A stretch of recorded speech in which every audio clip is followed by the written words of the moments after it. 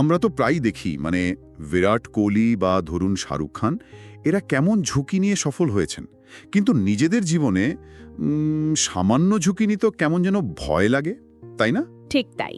আর আজকের আলোচনাটা ঠিক এই নিয়ে, ঝুঁকির শিল্প। আমরা দ্য আর্ট অফ রিস্ক বইটা থেকে একটু বোঝার চেষ্টা করব যারা সফলভাবে ঝুঁকি নেন তারা আসলে কিভাবে ভাবেন। হ্যাঁ, মানে ঝুঁকি মানেই তো আমরা বিপদ বুঝি, কিন্তু বইটা বলছে এটা নাকি একটা শিল্প। একদম, একটা কৌশল যা শেখা যায়। আর এই আলোচনা হয়তো আমাদের বুঝতে সাহায্য করবে যে কিভাবে ওই সাধারণ ভয়টাকে জয় করে মানে স্মার্টলি ঝুঁকি নেওয়া যায়।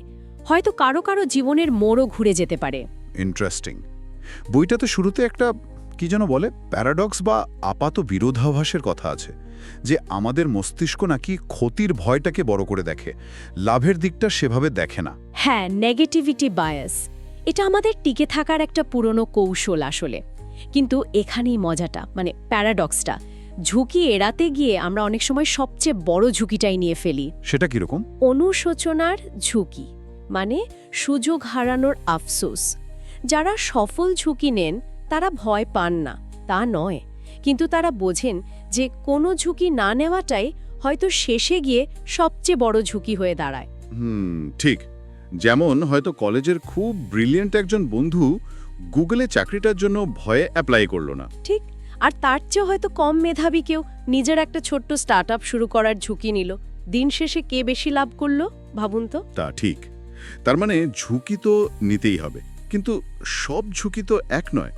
কোনটা স্মার্ট ঝুঁকি আর কোনটা স্রেফ বোকামি, সেটা বুঝবো কি করে? অবশ্যই পার্থক্য আছে। মুম্বাই রাস্তায় চোখ বন্ধ করে দৌড় দেওয়াটা তো বোকামি। বইটাতে স্মার্ট ঝুঁকির 4টে উপাদানের কথা আছে। প্রথমটা হলো হিসাবি মূল্যায়ন, মানে ক্যালকুলেটেড অ্যাসেসমেন্ট। যেমন ধরুন 2011 বিশ্বকাপের ফাইনাল, ধোনির ব্যাটিং অর্ডারে উপরে উঠে আসা।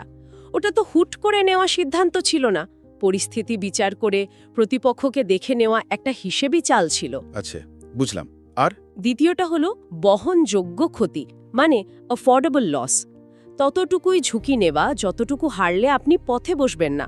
ধরুন চাকরির পাশাপাশি ছোট করে একটা অনলাইন ব্যবসা শুরু করা, পুরোটা না ডুবিয়ে অল্প অল্প করে এগোনো। ঠিক। আর বাকি দুটো? 3 নম্বর হলো বিকল্পের সুযোগ বা অপশনালিটি।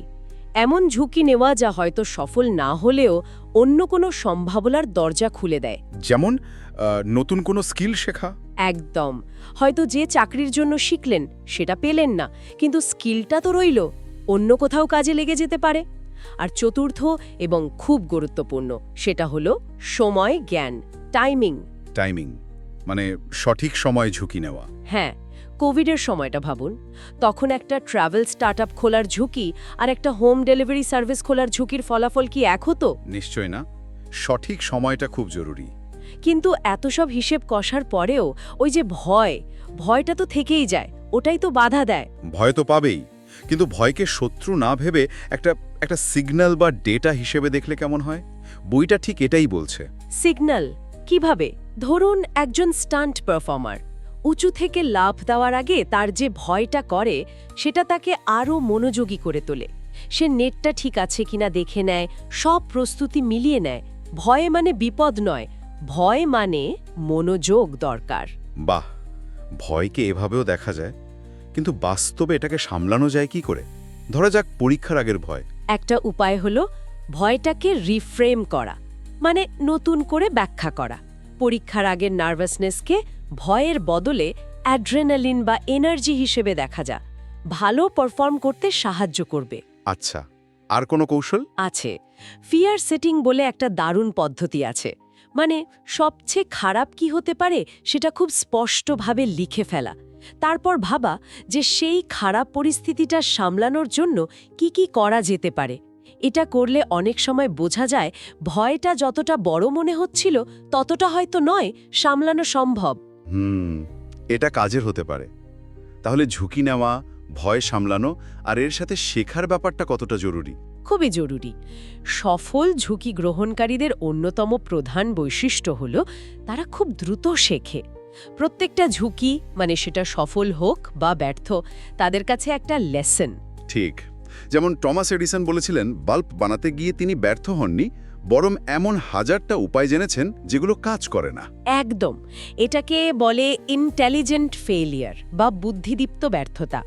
হলদিরামের কথাই ভাবুন না, প্রথম দিকে তাদের ব্যবসাও তো ধাক্কা খেয়েছিল, কিন্তু সেই ব্যর্থতা থেকেই তারা শিখেছিল স্থানীয় মানুষের স্বাদ আর চাহিদা বুঝতে। এই শেখার প্রক্রিয়াটা কাজ করে কিভাবে? বইতে এটাকে একটা লুপ বলছে, রিস্ক লার্নিং লুপ। ঝুঁকি নাও, ফলাফলটা মন দিয়ে দেখো, কি শিখলে সেটা বোঝো, পরের পদক্ষেপে সেই শিক্ষাটা কাজে লাগাও। কিন্তু বেশিরভাগ মানুষ তো ব্যর্থ হলে ওখানেই থেমে যায়, তাই না? ওই শেখার ধাপটা এড়িয়ে যায়। ঠিক, আর সেজন্যই হয়তো একই ভুল বারবার করে। ওই শেখার ধাপটাই আসল।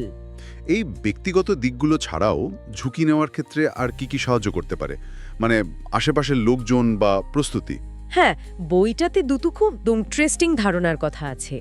একটা হলো রিস্ক রেজোনেন্স, আপনার নেটওয়ার্ক। সঠিক মানুষদের সঙ্গে থাকলে, যারা নিজেরাও হিসেব করে ঝুঁকি নেয়, তাদের দেখলে সাহস বাড়ে, একে অপরের থেকে শেখা যায়। যেমন ধরুন, ছোট ব্যবসায়ীদের কোনো হোয়াটসঅ্যাপ গ্রুপ। আচ্ছা। আর দ্বিতীয়টা? সেটা হলো প্রিপারেশন প্রিন্সিপাল। সোজা কথায় সাহস আসলে ভালো প্রস্তুতিরই একটা ফল। দাঙ্গল সিনেমাটার কথা ভাবুন, গীতা ফোগাটের ওই আত্মবিশ্বাস কি এমনি এমনি এসেছিল? না, ওটার পিছনে ছিল তার বাবার কঠোর ট্রেনিং আর তার নিজের বছরের পর বছরের প্রস্তুতি। প্রস্তুতিটাই আসল সাহস যোগায়। একদম।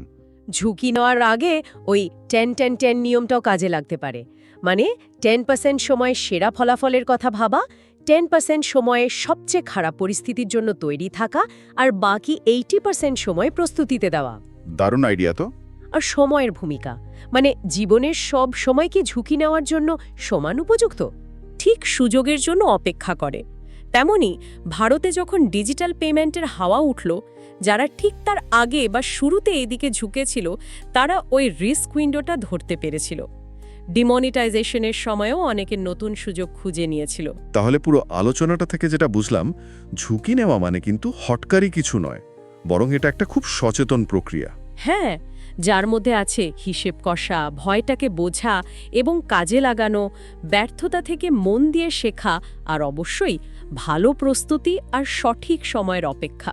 মূল কথাটা তাহলে এটাই, ঝুঁকি এড়ানো নয়, বরং ঝুঁকিকে বোঝা এবং তাকে ঠিকভাবে পরিচালনা করাই আসল শিল্প।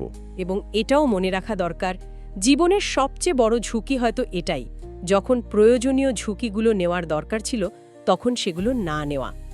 আশা করি এই আলোচনাটা আমাদের বিভিন্ন সিদ্ধান্ত নেওয়ার ক্ষেত্রে একটু অন্যভাবে ভাবতে সাহায্য করবে। এই ভিডিওটি দেখার জন্য আপনাকে অসংখ্য ধন্যবাদ। এরকম আরও ভিডিও পেতে আমাদের চ্যানেলটি সাবস্ক্রাইব করতে ভুলবেন না।